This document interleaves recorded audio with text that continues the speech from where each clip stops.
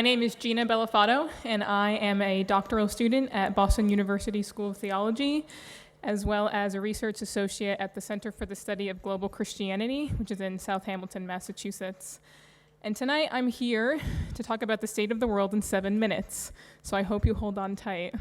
The Center for the Study of Global Christianity just released a report a couple weeks ago in preparation for this meeting called Christianity in its Global Context, 1970 to 2020, Society, Religion, and Mission. And this report is available for free PDF download online, as well as available on the flash drive that you received as being delegates at this conference. So, Christians around the world today find themselves in very different contexts than they did 40 years ago when Lausanne was founded. And this forces Christians to think differently about the people among whom they live and work, the ways in which they interact with them, and the potential for future cooperation. The key findings of this report are arranged according to the Edinburgh 1910 Lausanne Movement motto, which is on the next slide.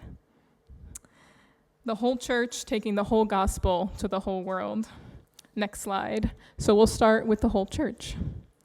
Next slide. The whole church includes all Christians. We count 2.3 billion Christians in all traditions, Roman Catholic, Orthodox, Independent, etc. There were 18,800 Christian denominations in the world in 1970, and this number has risen to 41,000 by 2010. By 2020, we anticipate there'll be 50,000 Christian denominations. This has huge implications for cooperation, and fragmentation remains a challenge for Christians around the world. The shift to the global south has also been well documented. In 1970, 41.3% of all Christians lived in Africa, Asia, and Latin America, and by 2020, this figure is expected to be 64.7%. Between 1970 and 2020, each of the major Christian traditions is expected to grow more rapidly than the general population in the global south. A third major trend happening in the whole church is the growth of Pentecostal and evangelical movements. Pentecostals, charismatics, and independent charismatics have grown at nearly 4 times the growth rate of global Christianity. In 1970, these Christians represented 5% of global Christianity, but today they represent 26%. As far as evangelicalism, there were about 98 million evangelicals in 1970 and over 300 million today. And so these trends have major implications for how the whole church interacts with one another. Moving on to the whole gospel. In terms of the preaching of the gospel, the number of unevangelized individuals in the world has remained high, but relative to the percentage of the world's population. The number of unevangelized individuals was estimated at 1.8 billion in 1970, which was 44% of the world's population. So when Lausanne first started in 1974, you had 44% of the world was considered unevangelized. By 2010, this number rose to 2.0 billion, but the percentage dropped to 29% of the global population. And the next slide shows 2.2 billion unevangelized in 2020.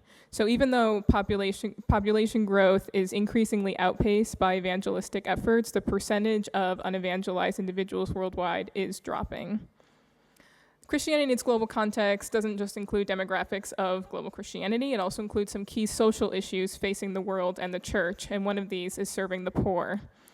Among key social issues, the poorest children have made the slowest progress in terms of improved nutrition, and hunger remains a global challenge. Between 2006 and 2009, 850 million people around the world still lived in hunger, 16% of the global population. Even though extreme poverty has decreased, progress has been slow in reducing child malnutrition in particular. In 2010, nearly 1 in 5 children globally was underweight, including 1/3 of children in Southern Asia.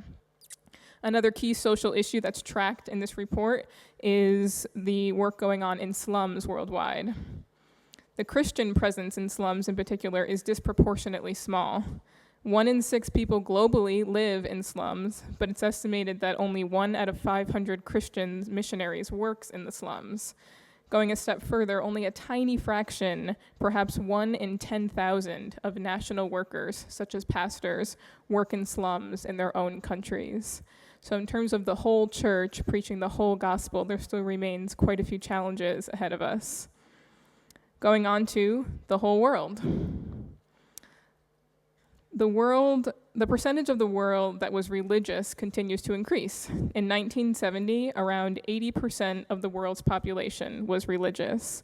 By 2010, this had risen to 88%.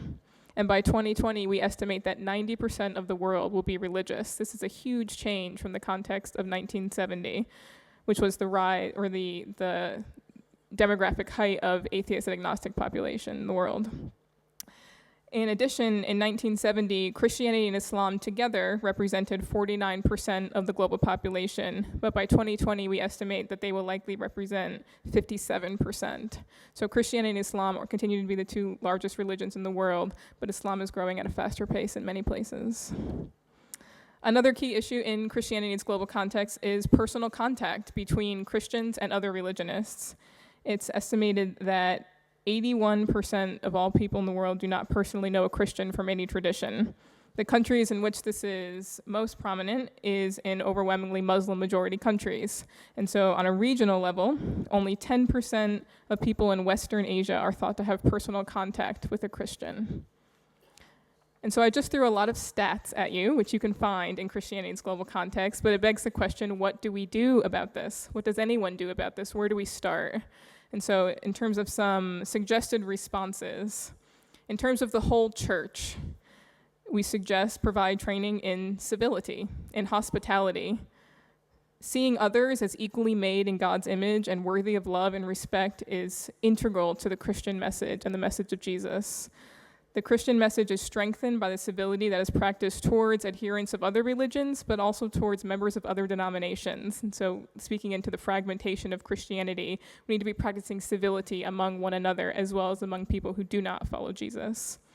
In terms of the whole gospel, we need to think of evangelism and social action together as a unit, both globally and locally. There's no lack of opportunity for Christians to share their faith and be involved in social action. Local ministries and organizations are knowledgeable about the needs of their own communities and generally have resources and are connected to volunteers around the world. And in terms of the whole world, we need to deepen our knowledge and interaction with people of other world religions.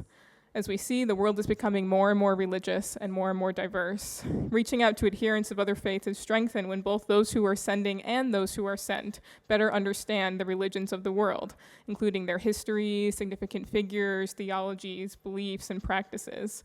And foundational to such an understanding is theological perspective on the similarities and differences between Christianity and other world religions. And so as we go through this week learning about unreached peoples, learning about worship, learning about the spread of Christianity and what it looks like around the world, this report, Christianity in its Global Context, I hope challenges us to think about the whole church and training in civility, the whole gospel in terms of evangelism and social justice, and the whole world about the people who are in it and the diversity that exists within it. I highly encourage you to check out the report that you have free on your USB, and if anyone has any questions, you can contact us. Our email address is in the report. Thank you so much.